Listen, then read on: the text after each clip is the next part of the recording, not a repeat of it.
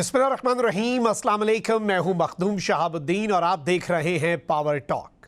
नाज़रीन किराम, जब मशरिक़ वुस्ता में कशीदगी अपने उरूज पर थी और इसराइल और ईरान के दरमियान बढ़ती हुई महाज आराई ने खित्ते के अमन के हवाले से संगीन खदशात पैदा कर दिए थे।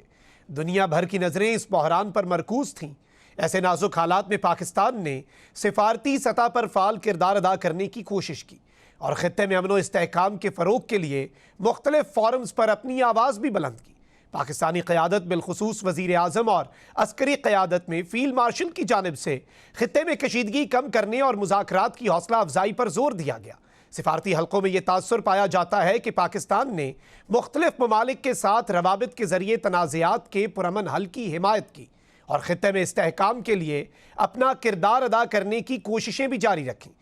अब इसी तनाजुर में ईरानी सदर का आज का दौरा पाकिस्तान गैर मामूली अहमियत का हामिल है।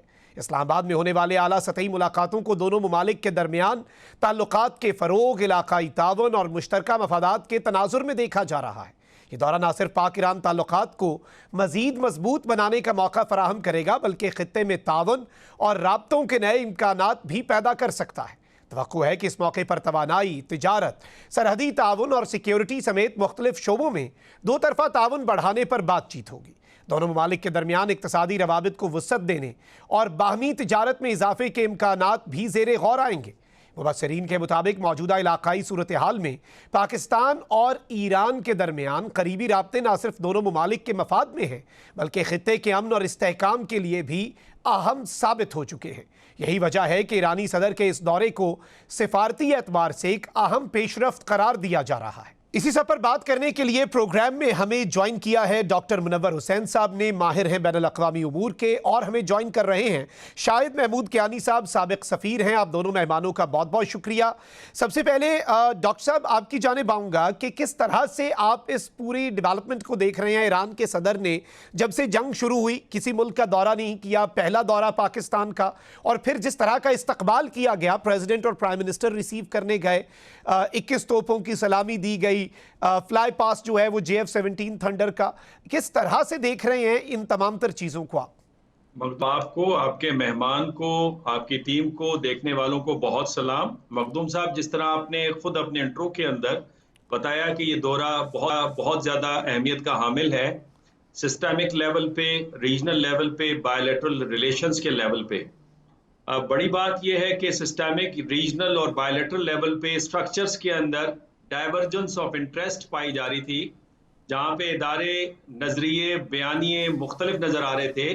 आज आपको इस जंग के बाद और पाकिस्तान की सफारती काविशों के बाद एक कन्वर्जेंस ऑफ इंटरेस्ट नजर आ रही है और एक स्ट्रक्चरल इम्प्रूवमेंट नजर आ रही है ताल्लुकात के अंदर, चाहे वो ईरान और अमेरिका के ताल्लुकात हो, चाहे वो ईरान और GCC ममालिक के ताल्लुकात हो, और पाकिस्तान और ईरान के ताल्लुकात तो हमेशा से तारीखी और सकाफती रहे हैं। आपने अपने इंट्रो के अंदर ये भी बड़ी वजाहत के साथ बताया कि ये एक अहम अपॉर्चुनिटी है जहां पे ओवरऑल जो ताल्लुकात हैं उनको एनालाइज किया जाएगा, उसमें जो नई अपॉर्चुनिटीज एमर्ज कर रही हैं, नए एवेन्यूज एमर्ज कर रहे हैं, उन पे बात होगी। साथ में जो इस वक्त डिप्लोमेटिक काविशें चल रही हैं अमेरिका और ईरान के दरमियान में, जिसके नतीजे में मेमोरेंडम ऑफ अंडरस्टैंडिंग साइन हुई है और एक रोड मैप बना है, उस पर गुफ्तगू होगी। और फिर जिस तरह आपने खुद फरमाया कि बॉर्डर सिक्योरिटी का मामला हो, पीपल टू पीपल कांटेक्ट हो, इसके अलावा माशी और सिक्योरिटी और सियासी ताउन का मामला हो, तो वो भी डिस्कस होगा। लेकिन बड़ी बात जो मैं देख रहा हूँ वो दो हैं। एक बड़ी बात तो ये है कि इस जंग के नतीजे में आपने देखा कि कल तक जो बयानिया था वो वेस्ट में कंस्ट्रक्ट होता था, इजराइल का उसमें अहम किरदार था, बिकॉज वहां के जो मीडिया आउटलेट्स हैं उस पर इजराइल का कंट्रोल रहा और वो ईस्ट की तरफ आता था। और यही वजह है कि ईरान के हवाले से जो परसेप्शन थी वो जरा नेगेटिव थी। आज जो नैरेटिव गया है जंग के बाद, इनफैक्ट वो ईस्ट से वेस्ट की तरफ गया है, और यही वजह है कि वेस्ट और अमेरिका के अंदर एक आपको तब्दीली रूनुमा होते नजर आ रही है परसेप्शन के हवाले से, चाहे वो ईरान के बारे में हो या इजराइल के बारे में। और फिर मजे की बात यह कि इस सारे नए तासुर के अंदर जो इजरायली मोरल लेजिटिमेसी है उस पर सवालिया निशान आया है।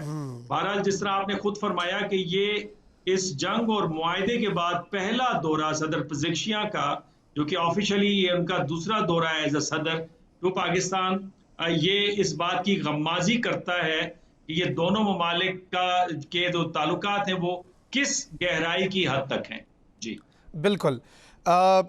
कियानी साहब, आपकी तरफ आऊँगा। जारी बात है कि ये दौरा बड़ा इंपॉर्टेंट है डिप्लोमेटिक सतह पर। एक इसमें सिग्नलिंग और मैसेजिंग भी है कि ईरान भी सबसे पहले अगर किसी मुल्क का शुक्रिया अदा करने आ रहा है तो वो पाकिस्तान है। सेकेंडली, कल अमेरिका के जो ट्रेजरी सेक्रेटरी हैं उन्होंने एलामिया भी जारी किया ईरान पर से 21 अगस्त तक कुछ ऑयल की सैंक्शंस जो हैं वो भी हटा दी गई हैं।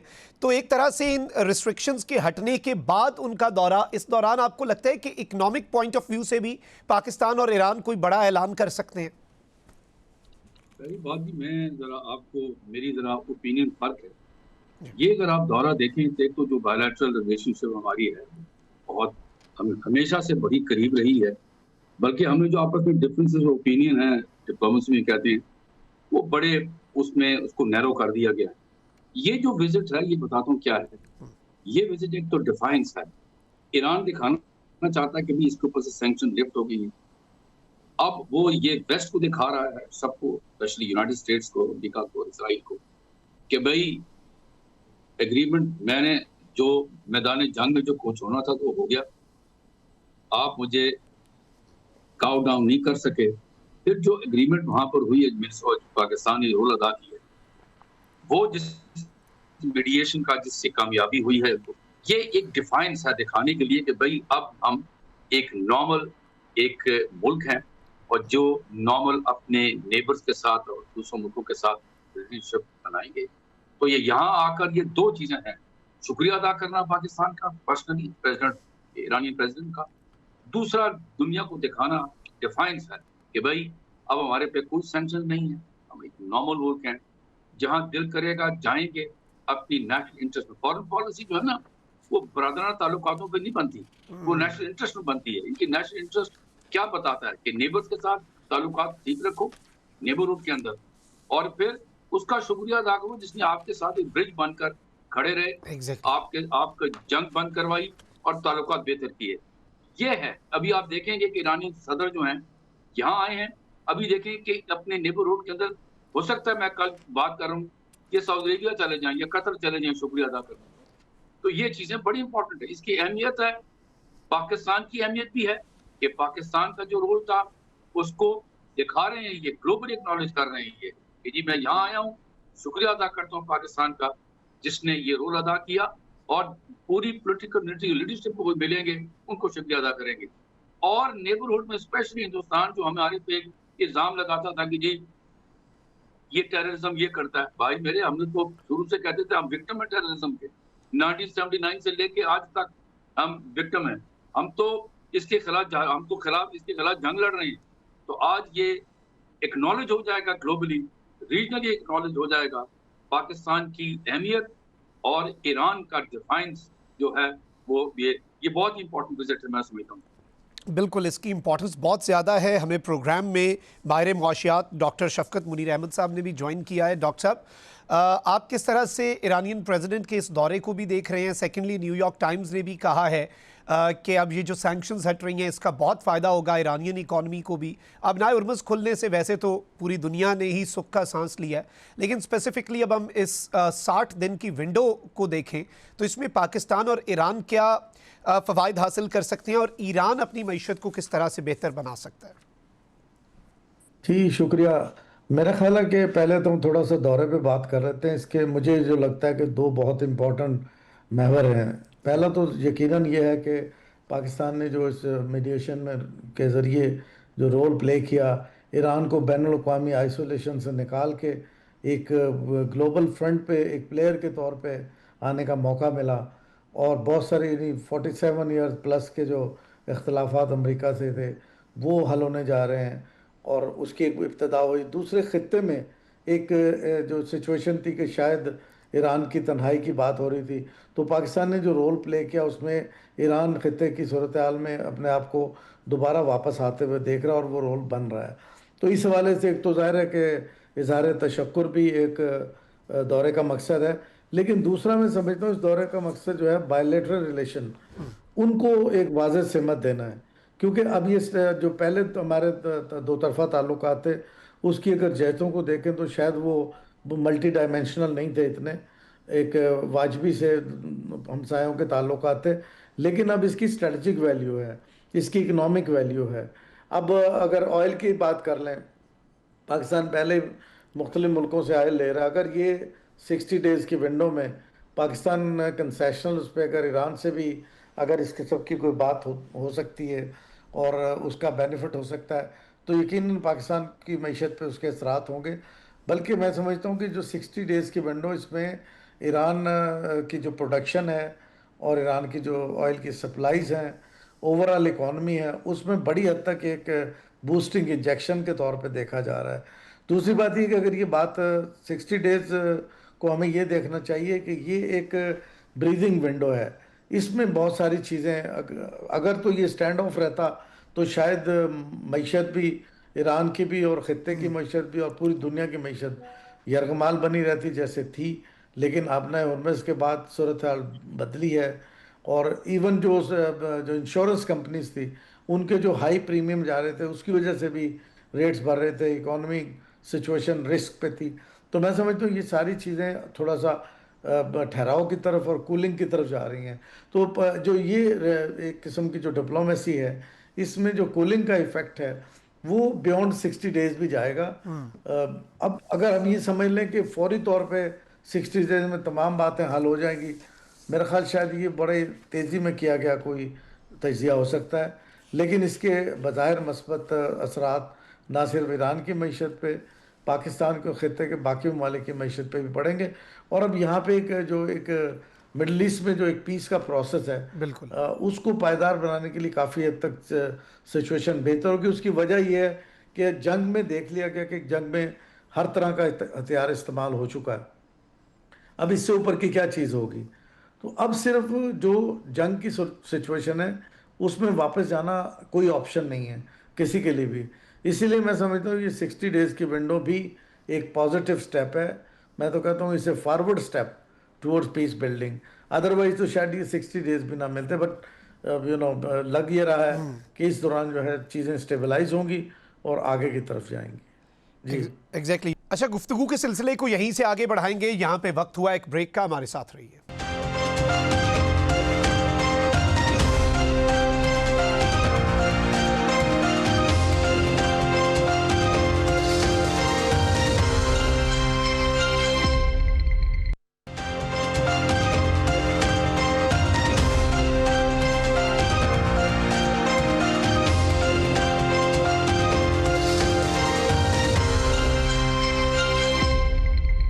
Welcome back after the break. गुफ्तगू के सिलसिले को आगे बढ़ाते हैं। डॉक्टर मुनव्वर हुसैन साहब, ज़ाहिर बात है कि हम इस 60 डे विंडो पे बात कर रहे हैं कि इसे बेहतरीन अंदाज में यूज़ करना चाहिए, और अब वर्किंग ग्रुप्स जो हैं वो भी तश्कील पा चुके हैं, और जो टेक्निकल लेवल की डिस्कशंस हैं उनके हवाले से भी चीज़ें सामने आई हैं। तो इसमें हतमी तौर पे आपको लगता है कि अगर इजराइल को कंटेन कर लिया जाए, ज़रा उसे कंट्रोल में अमेरिका रखने में कामयाब हो जाए, तो एक लास्टिंग पीस, जो कि वैसे अभी भी दीवाने का ख्वाब बहुत से तज्जियाकारों को लगता है, आपको लगता है कि वो अचीव हो पाएगा? जी हाँ, मैं इस बारे में बहुत ज़्यादा पॉजिटिव भी हूँ, ऑप्टिमिस्टिक भी हूँ।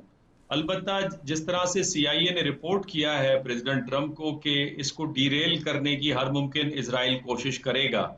आज की खबर ये थी कि प्रेसिडेंट ट्रंप को एक अखबार नवीस ने बताया कि जनाब नेतन्याहू कह रहे हैं कि वो प्रेसिडेंट ट्रंप के मंसूबे पर अमल दरामद नहीं करेंगे, उनकी फोर्सेस रहेंगी लेबनान में और हमलावर भी होंगी।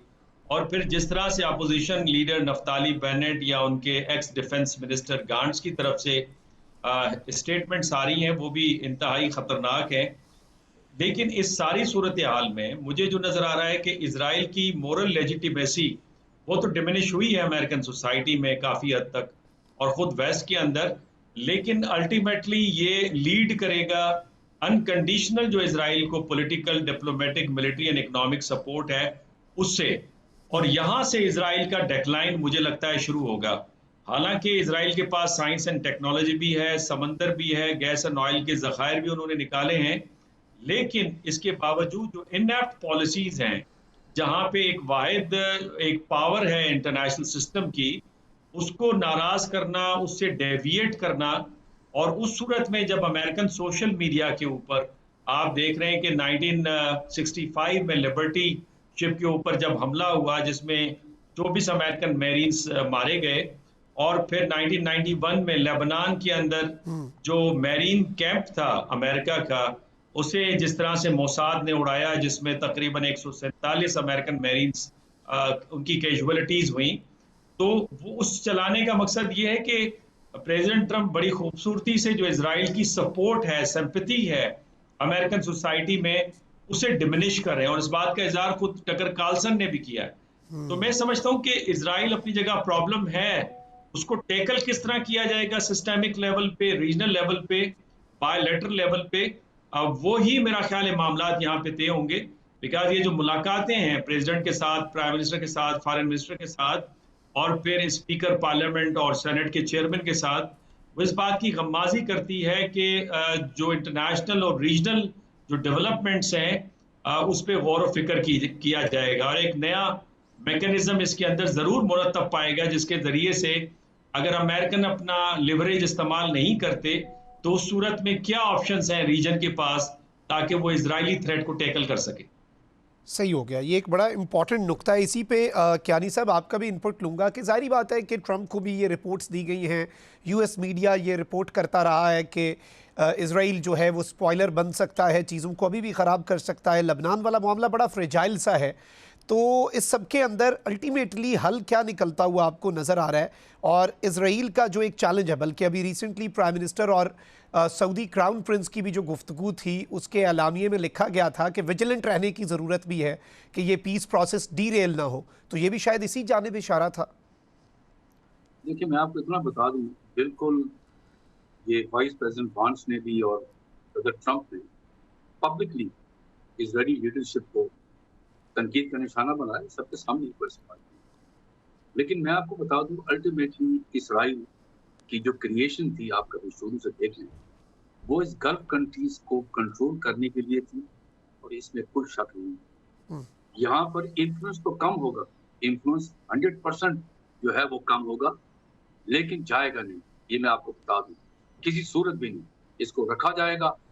आज ये प्राइम मिनिस्टर जो है ये इलेक्शन आने वाली, चला जाएगा, दूसरी लीडरशिप आ जाएगी। इनका इन्फ्लुएंस अमेरिका के अंदर, वेस्ट के अंदर इतना ज्यादा है, रिडक्शन तो हो सकती है, खत्म नहीं होगी। यस, ये जो अभी एग्रीमेंट साइन हुआ है, एमओयू हुआ है, इसके ऊपर naturally speaking behind the scenes American leadership, Israeli leadership से बात करें कि भाई ये जंग लड़ी, उसका कोई नतीजा नहीं निकला, बल्कि इनको तो मार खानी पड़ी, तो अब आप खामोशी इख्तियार करें, रहेंगे।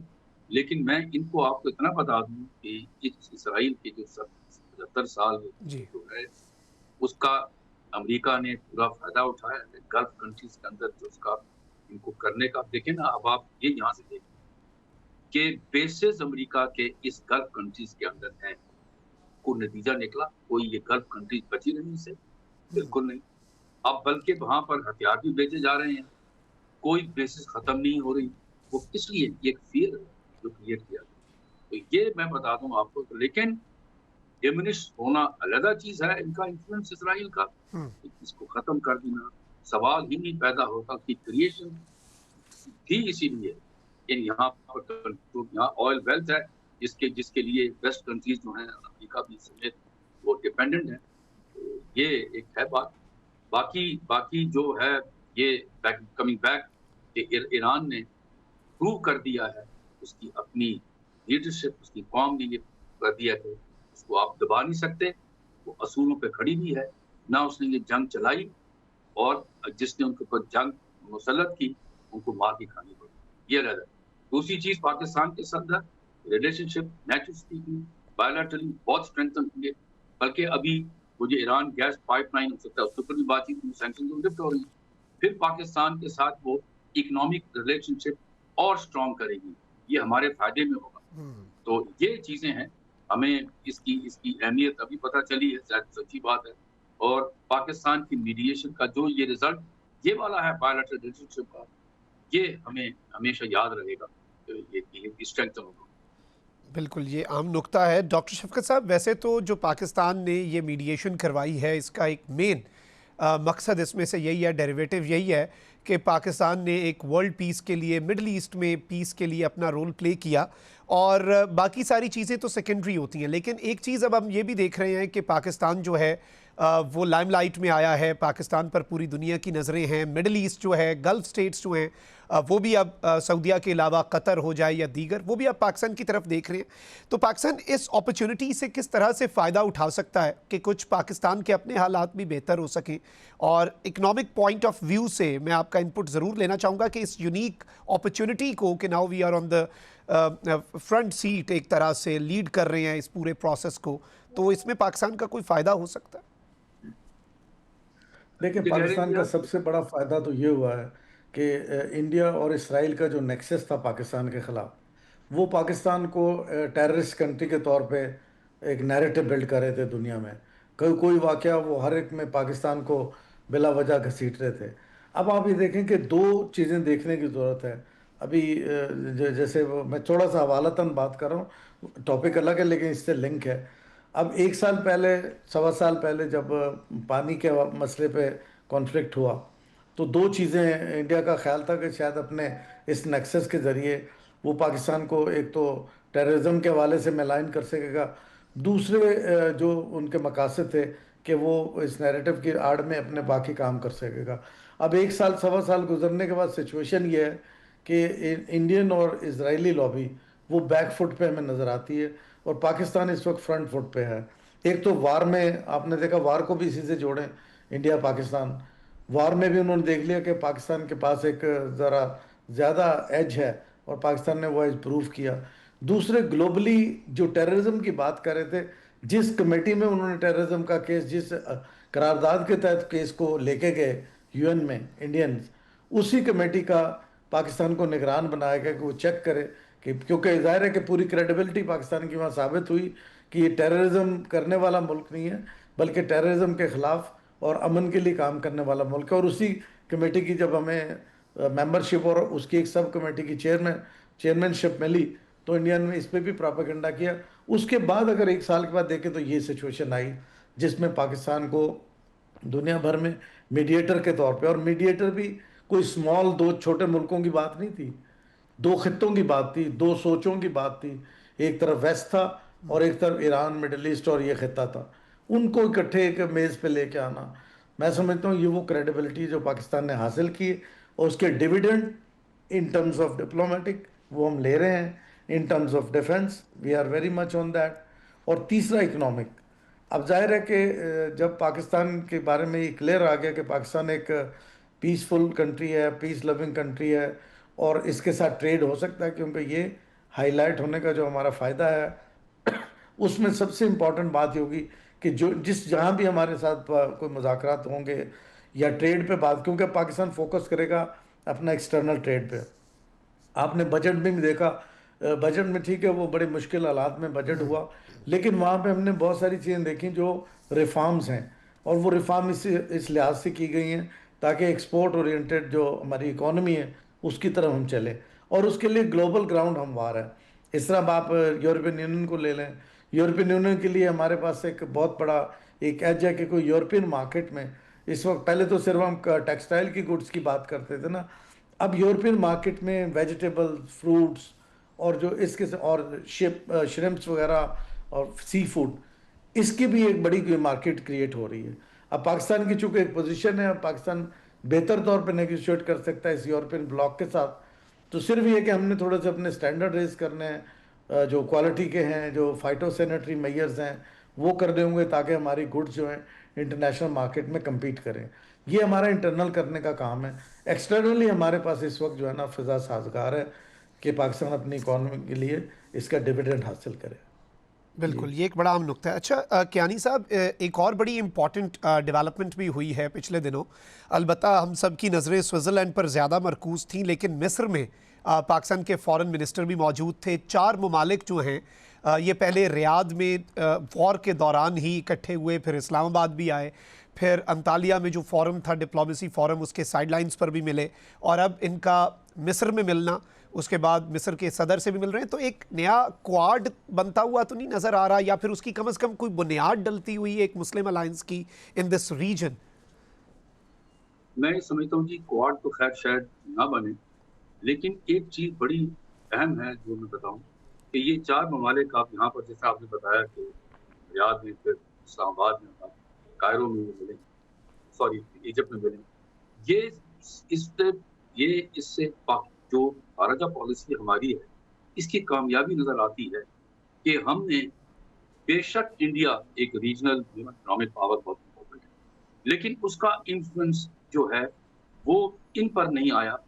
ये ममालिक पाकिस्तान की तरफ देखें ना, सऊदी अरेबिया ने पाकिस्तान के साथ डिफेंस एग्रीमेंट किया। आप देखें कोई दिन नहीं जाता जिस दिन हमारे वजीर आज़म या वजीर खारजा इन ममालिक के लीडर्स के साथ बातचीत नहीं करते।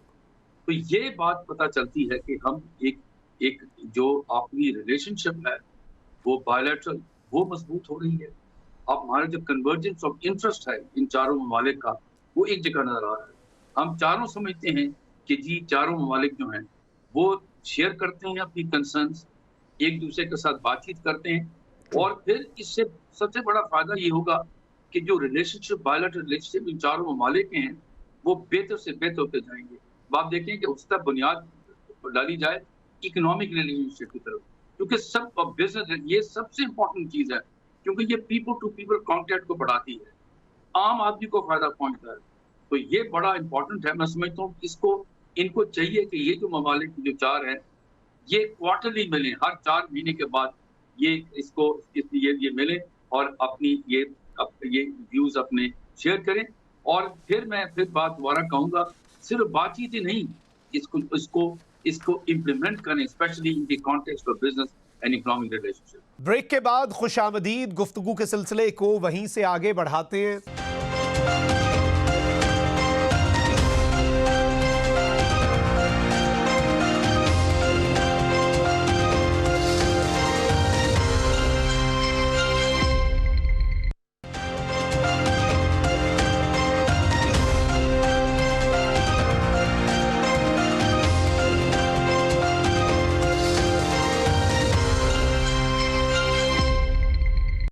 आपका नुक्ता आ गया, गुफ्तगू के सिलसिले को यहीं से आगे बढ़ाएंगे, लेकिन यहाँ पे मुझे एक ब्रेक लेनी है, हमारे साथ रहिए। बिल्कुल ये इंपॉर्टेंट नुक्ता है और इसमें बाकी चीज़ों में डिफेंस प्रोडक्शन जो है उसमें बड़ा एक अहम रोल प्ले कर सकता है पाकिस्तान के लिए भी और पाकिस्तान की इकॉनमी के लिए भी। डॉक्टर शफकत साहब, पाकिस्तान डिफेंस एक्सपोर्ट्स जो हैं रीसेंट टाइम्स में, क्योंकि JF-17 थंडर ने भी बड़ी अपनी धाक बिठाई, दुनिया के लिए मरकज़ निगाम बने हुए हैं, तो एक बड़ी यूनिक सी अपॉर्चुनिटी बन गई है कि अपनी इकॉनमी को हम अपने दिफा के साथ बेहतर करने की कोई कोशिश और एफर्ट करें। आपको लगता है कि इन द कमिंग मंथ्स मज़ीद इसमें कुछ अच्छी और बड़ी पेशरफ्त होंगी? देखें, जहाँ तक डिफेंस प्रोडक्शन का ताल्लुक है, पाकिस्तान की जो एक्सपो होती है हर साल बहुत बड़ी डिफेंस प्रोडक्शन की, उसमें हमारा जो ना तवातर के साथ अगर आप देखें रिज़ल्ट ये हैं कि ऑर्डर ज़्यादा हमारे होते जा रहे हैं। सिर्फ आप सिर्फ एक तैयारी की बात ना करें, मतलब मैंने खुद देखा कि जो प्रोडक्शन के जो एग्जीबिशंस हैं वहाँ पे यानी जो कम्बैटेंट्स हैं उनकी फैसिलिटीज़ ही बहुत सारी प्रोडक्शंस ऐसी हैं जो ना सिर्फ हमारा पब्लिक सेक्टर बल्कि प्राइवेट सेक्टर भी बना रहा है। फिर इसी तरह बाकी एम्यूनिशन वगैरह है, तो उसमें पाकिस्तान का एक काफ़ी एक हिस्सा है। और अभी भी अगर देखें तो इंटरनेशनल मार्केट में मेयार के एतबार से और ख़ास तौर पे जो इंडिया के साथ हमने जंग में एक एज हमें मिला है, उससे एक हमारा जो हिस्सा है वो बढ़ा है। तो ये जो डिफेंस प्रोडक्शन है ये बिल्कुल यकीनी तौर पे मार्केट में ख़ास तौर पे बहुत सारे ममालिक इंटरेस्टेड हैं जो पाकिस्तान की प्रोडक्ट्स को देख रहे हैं और वो समझते हैं कि ये बड़ी मॉडर्न टेक्नोलॉजी पे बेस्ड और पायदार किस्म की प्रोडक्ट्स हैं, तो वो हमें बड़ा फ़ायदा है। इसमें सिर्फ मैं कम्बैटेंट नहीं, नॉन कम्बैटेंट डिफेंस प्रोडक्ट्स की भी बात कर रहा हूँ। तो there is a lot of potential कि ये पाकिस्तान की इकॉनमी में अपना हिस्सा अदा कर सकते हैं। बस थोड़ा सा ये एग्जीबिशन और जो इसकी पॉइंट्स हैं, उन पॉइंट ऑफ सेल्स, उनको थोड़ा सा हमें केटर करने की ज़रूरत है। बिल्कुल।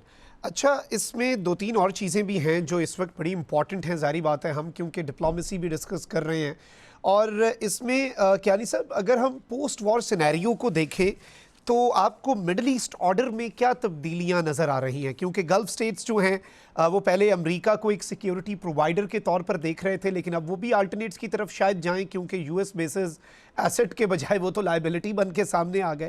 तो मिडल ईस्ट के अंदर आपको जो मिडल ईस्ट ऑर्डर है क्या वो बदलता हुआ नज़र आ रहा है with the passage of time? जाहिर बात है ओवरनाइट तो नहीं होगा कि यूएस रोल ख़त्म हो जाए, लेकिन अल्टरनेट्स की तरफ तो अब गल्फ स्टेट्स जाते हुए नज़र आ रहे हैं हमें। लेकिन जी आपको याद होगा जब कतर पर अटैक हुआ था तो ईरान को याद होगा, उसके फौरन बाद सऊदी अरेबिया ने जो पाकिस्तान से निगोशिएट करा था डिफेंस एग्रीमेंट, वो तेज कर दिया गया और वो साइन हो गया जी। यहाँ पर एक चीज, एक तो खैर पाकिस्तान की अहमियत है, एक पाकिस्तान की एक politically militarily nuclear power country है, ये बड़ी इंपॉर्टेंट है पाकिस्तान। और फिर एक ये जो मीडिएशन का जो अभी अमल हुआ जिसके अंदर पाकिस्तान ने रोल अदा किया, बहुत सारे ममालिक हैं। इसका एक हिस्ट्री छोटी सी बता दूं कि 1969 में प्रेसिडेंट निक्सन ने कोशिश की कि भाई एक पोलैंड के थ्रू बात करें चीन के साथ, वो कामयाब नहीं हुई। पाकिस्तान वो एक ट्रस्ट वर्दी ब्रिज बना और फिर 71 में आपने देखा क्या हुआ। यहाँ पर भी ये जो गल्फ कंट्रीज पाकिस्तान की तरफ देख रही हैं कि भाई ये एक मुल्क है जिस पर ट्रस्ट किया जा सकता है। और अगर ये देखें इतना ट्रस्ट वर्दी ब्रिज था पाकिस्तान, ईरान और अमेरिका के दरमियान, कि हमने कभी भी देखे दोनों की तरफ से हमें तारीफ की कि भाई ये एक है और आज कामयाब हुआ। ये एक बड़ी जरूरत। लेकिन एक और चीज मैं बताऊं, इसमें एक सबक है मेरे ख्याल बिहाइंड द सीन पाकिस्तान की, कि भाई गल्फ कंट्रीज के जैसे जो सबसे इम्पोर्टेंट नेबर पाकिस्तान के अलावा ईरान है, उसके साथ कोएग्जिस्ट करना। पाकिस्तान का मैसेज शुरू से मीडिएशन का क्या मैसेज था? Peaceful coexistence. ये मैसेज है पाकिस्तान इनको भी दे रहा है कि यार अगर आपने तरक्की करनी है, छोटे ममालिक आप हैं, हालांकि आपके पास वो बेसिस भी है, लेकिन आपने रीजनल ये जो कंट्रीज हैं उनके साथ पीसफुली कोएग्जिस्ट करना है, तभी आपकी सिक्योरिटी जो है वो अश्योर हो सकती है, वैसे नहीं हो सकती। दूर वाले ममालिक आपको हेल्प नहीं कर सकते। हेल्प करेगा पाकिस्तान आपको, लेकिन पाकिस्तान किससे हेल्प करेगा? By remaining a reliable friend, a reliable एक कंट्री जिसने अरसा दराज से गल्फ कंट्रीज को, आप अगर देखें तो अरसा दराज से पाकिस्तान डिफेंस के अंदर जो ट्रेनिंग है आर्म फोर्सेस को पाकिस्तान देता रहा, कुछ भी वापस उस पर नहीं लिया, एक ट्रस्ट वर्दी दोस्ती। तो यहाँ पर पीसफुल कोएग्जिस्टेंस का मैसेज है कि ईरान के साथ आप बना के रखिए ताकि आपकी कामयाबी हो सके, और Pakistan will remain a most reliable friend. ये इसमें कोई शक की बात ही नहीं है। और फिर हमारे लोग अभी हमें इसका थोड़ा सा फायदा भी उठाना चाहिए कि हमें जो पाकिस्तानी लोग वहाँ जाकर काम करते हैं और हमारे लिए भी वो एक फॉरेन एक्सचेंज भी भेजते हैं, हमें चाहिए कि हम इन गल्फ कंट्रीज के साथ एक रिन्यूएबल और नई एग्रीमेंट साइन करें और हमारे लोगों को भेजें। लेकिन हमें यहाँ पर एक और मैं बताऊं बात कि वोकेशनल इंस्टीट्यूशन बनाएं, अपने लोगों की स्किल्स को इम्प्रूव करें, भेजें, फायदा उठाएं इस चीज का। ये एक वक्त है जिसमें हमें फायदा उठाना चाहिए इकोनॉमिकली। और फिर ईरान के साथ मैंने फिर दोबारा बताई ये बात कि इकोनॉमिक एंड बिजनेस लिंक्स और डिफेंस लिंक्स को बढ़ाएं, इनलार्ज करें, तभी फायदा लोगों को होगा। अदरवाइज तो आम आदमी का फायदा नहीं हो तो फिर तो कोई किसी चीज का कोई रिलेशनशिप का फायदा नहीं पहुंचेगा।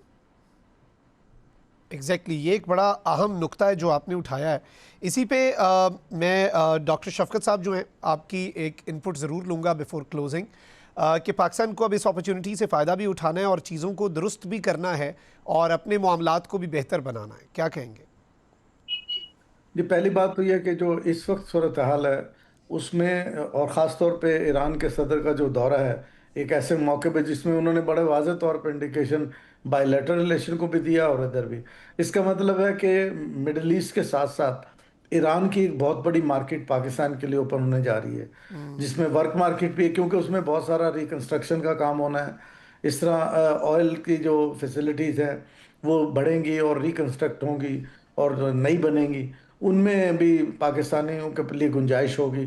फिर जो आईटी सेक्टर है उसमें पाकिस्तान के पास एक एज है, जो हमारी इतनी बड़ी फोर्स ट्रेंड हुई है यूथ की, वो उनके लिए अपॉर्चुनिटीज़ होंगे कि वो ईरान में उनके लिए कुछ काम निकले। और इसके साथ साथ जो बायलैटरल रिलेशन में ईरान की अपनी जो एक बहुत बड़ी इंडस्ट्री है, उसके लिए पाकिस्तान में कंज्यूमर मार्केट पहले ही थोड़ी सी बार्टर ट्रेड की वजह से या जो हमारे बॉर्डरिंग एरियाज में ट्रेड है उसकी वजह से बड़ी हद तक थी, मार्केट बनी हुई है, तो वो प्रोडक्ट अब ज़्यादा बेहतर तौर पे पाकिस्तान में आ सकेंगे। इस तरह पाकिस्तान की प्रोडक्ट वहाँ जाएंगी ईरान में, तो ये एक बायलैटरल ट्रेड का एक नया बाब खोलेगा। दूसरे मिडिल ईस्ट में अगर आप पाकिस्तान के रेवेन्यूज़ देखें, हमने बजट में भी इस दफ़ा भी बड़ी बात की कि जी हमारे जो फॉरेन रेमिटेंसेज हैं वो बढ़े हैं समुंदर पर पाकिस्तानियों की वजह से। आप देखें कि 90% से ज़्यादा रेवेन्यू और रेमिटेंसेज हमें जो आती हैं सऊदी अरब, यूएई और कतर और ओमान वगैरह से आती हैं। ये सारे मिला लें, सबसे ज़्यादा सऊदी अरब है, फिर यूएई में है। अब यूएई में जो थोड़ा सा इस वक्त सिचुएशन चल रही है, ओवरऑल मिडिल ईस्ट को देखें तो वहाँ पे यूएई में थोड़ी सी एक अभी गुंजाइश है कि उनसे कैसे रीनेगोशिएट होगा। थोड़ी सी जो स्ट्रेन्ड सिचुएशन हमें नज़र आती है, लेकिन अल्टीमेटली जो पहले आपने सवाल किया था कि यहाँ पे जो यानी रीजनल लेवल पे सिक्योरिटी की सिचुएशन क्या होगी, तो मेरा ख्याल है कि जब सऊदीया ने पाकिस्तान के साथ डिफेंस पैक्ट किया, उस वक्त ये बड़ा वाज़ेह हो गया था कि अमेरिका अब इस खित्ते में वाहिद प्लेयर नहीं होगा सिक्योरिटी का, बल्कि यहाँ पे पाकिस्तान की जहाँ एक डिप्लोमेटिक पोजीशन है, वहाँ सिक्योरिटी के एतबार से भी पाकिस्तान अगरचे वो यानी मिडिल ईस्ट में कम्बैटेंट की या लड़ाई को हवा देने वाली बात नहीं होगी, बल्कि ये कि अगर यहाँ पे कोई इस किस्म की बात होती है तो उनको एक एज मिल सकता है। लेकिन चूंकि अब ईरान का फैक्टर मिडिल ईस्ट का एक हिस्सा बनने जा रहा है, जो पहले हम सिर्फ गल्फ स्टेट को जीसीसी कंट्रीज़ को कहते थे, लेकिन अब ये पूरा वेस्टर्न एशिया जिसमें अब ईरान भी उसका हिस्सा है और वो इसमें शामिल होने जा रहा है, तो मैं समझता हूँ ये स्पेक्ट्रम थोड़ा बड़ा हो जाएगा। इस खित्ते की इकॉनमी थोड़ा और बड़ी होगी, तो पाकिस्तान ऑलरेडी ज़्यादातर अलायंस करता ही इधर है। अगर आप ये देखें साउथ ईस्ट एशिया में पाकिस्तान का एक नेचुरल अलायंस वहाँ है सार्क में, लेकिन सार्क इस वक्त इतना फंक्शनल नहीं है, हालांकि साफ्टा एग्रीमेंट है ट्रेड का हमारे दरम्यान। लेकिन मुझे ये लगता है जैसे क्वाड की बात आपने की, 4 ये ममालिक हैं, जीसीसी कंट्रीज़ हैं, अब ईरान का आना, सऊदीया ऑलरेडी, पाकिस्तान, ये सारे मिलके, और टर्की उसको बिल्कुल बड़ी अहमियत हासिल है, इजिप्ट अब उसमें शामिल होगी, ये मिल के एक बड़ी मार्केट बन सकती है। जैसे ब्रिक्स की एक मार्केट है, इसी तरह ये पूरे इन ममालिक में मिलके नया जो मुझे लगता है कि अभी कोई ऐसी ब्लॉक की बात शुरू नहीं हुई है, मुझे लगता है कि ये एक नेचुरल अलायंस बनता है फॉर ए ट्रेड कॉरिडोर, तो इसके डिविडेंड हमें यकीनन ज़्यादा अच्छे मिलेंगे। ठीक हो गया, आपका नुक्ता आ गया। बहुत बहुत शुक्रिया। डॉक्टर शफकत मुनीर अहमद, शाहिद महमूद कियानी साथ मौजूद थे। नाज़रीन इकराम, बिलाशुबा पाकिस्तान इस वक्त आलमी सतह पर जो एक मकाम हासिल कर चुका है और मशरक़ वस्ता और आलम इस्लाम में भी पाकिस्तान का जो मकाम मर्तबा है वो बहुत बेहतर हुआ है। पिछले 1 साल में पाकिस्तान की बहुत सी कामयाबियाँ हैं और उन्हीं कामयाबियों का सिलसिला जारी व सारी है। इसमें उम्मीद यही की जा सकती है कि पॉलिसी बेहतर बनी रहे और पाकिस्तान इसमें अपनी इकॉनमी को बेहतर करने के लिए भी बेहतरीन इक़दामात कर सके। इसी के साथ मखदूम शाह को इजाज़त दीजिए। अल्लाह निगहबान। पाकिस्तान जिंदाबाद।